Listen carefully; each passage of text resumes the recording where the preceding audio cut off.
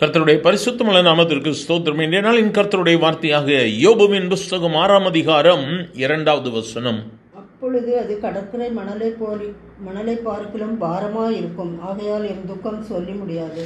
யோபு தன்னுடைய வாழ்க்கையின் அனுபவத்தை சொல்லும் பொழுது சொல்லுகிறார், என்னுடைய துக்கம் மிகவும் அதிகமானது, என்னுடைய நிர்பந்தம், என்னுடைய துக்கம், சஞ்சலம் எல்லாத்தையும் தராசில் வைக்கப்பட்டு நெருக்கப்பட்டால் நலமாக இருக்கும். ரொம்ப அதிகமான துக்கம், ரொம்ப கஷ்டத்தோடு கூட இருக்கிறேன். இது யோபுவனுடைய நிலைமை.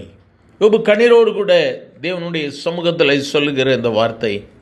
ஆனால் இவ்வளவு கஷ்டப்பட்ட யோபுவனுடைய வாழ்க்கை அப்படியே முடிந்து போகவில்லை. யோபுவனுடைய வாழ்க்கையை நாம் பார்க்கும் பொழுது யோபுவின் புஸ்தகம் 42ஆம் அதிகாரத்தினுடைய கடைசி பகுதியை நாம் வாசிப்போமானால் வேதம் சொல்லுகிறது, அந்த இடத்துல யோபுவின் வாழ்க்கையை கர்த்தர் ஆசீர்வதிக்கிறார். யோபுவினுடைய வாழ்க்கையை மேன்மைப்படுத்துகிறார். அவன் சிறையிருப்பை மாற்றினார். யோபுவுக்கு முன்னிருந்த எல்லாவற்றை பார்க்கலும் இரண்டத்தனையாக கர்த்தர் அவனுக்கு தந்தருளினார். எனக்கு அருமையான தெய்வ பிள்ளையே, ஒருவேளை இந்த வார்த்தைகளை நீ கேட்டுக்கொண்டு இருக்கும் பொழுது கண்ணீரோடு கூட இந்த வார்த்தைகளை கேட்டுக்கொண்டு இருக்கலாம். குறைவுகளின் நிமித்தமாக இதை கேட்டுக்கொண்டு இருக்கலாம். என் வாழ்க்கையிலையும் பெரிய கஷ்டம், சொல்ல முடியல, மற்றவங்கள்ட்ட ஷேர் பண்ண முடியலை, பலவிதமான ஃபைனான்ஷியல் கிரைசிஸ், பலவிதமான காரியங்கள், வெற்றிடங்கள் என்று சொல்லி கண்ணீரோடு கூட இருக்கிறியா?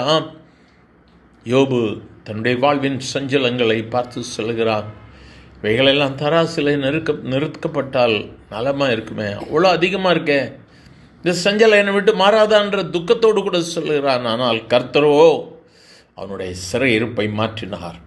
யோபுவின் சிறையிருப்பை மாற்றின ஜீவனுள்ள தேவனாகிய கர்த்தர், நாம் ஆராதித்து கொண்டிருக்கிற நம் ஆண்டவராகிய இயேசு கிறிஸ்து இன்று நம்முடைய சிறையிருப்பை மாற்றுவார். இன்று உன்னுடைய சிறையிருப்பு மாறும். இரட்டிப்பான நன்மையை கர்த்தர் கட்டளையிடுவார். வானத்தின் பலகணிகளை அவர் திறப்பார். இன்று கர்த்தர் உனக்கு செய்கிற காரியம் அற்புதமாக இருக்க போகிறது. ஆண்டவரை பற்றி படித்துக் கொள்ளலாமா? ஆண்டவர்கிட்ட கேளுங்க, வைராக்கியம் அப்படிங்க. ஆண்டவரே, நீ சொன்ன வார்த்தையின்படி எனக்கு இன்னைக்கு இரட்டிப்பான ஆசீர்வாதம் வேணும். ஆண்டவரே, I want a double portion of blessings in me and in my family today, my Lord. Definitely God is answering your prayers. You are going to receive the mighty blessings from the Lord. ஆண்டவர்கிட்ட கெஞ்சலாமா?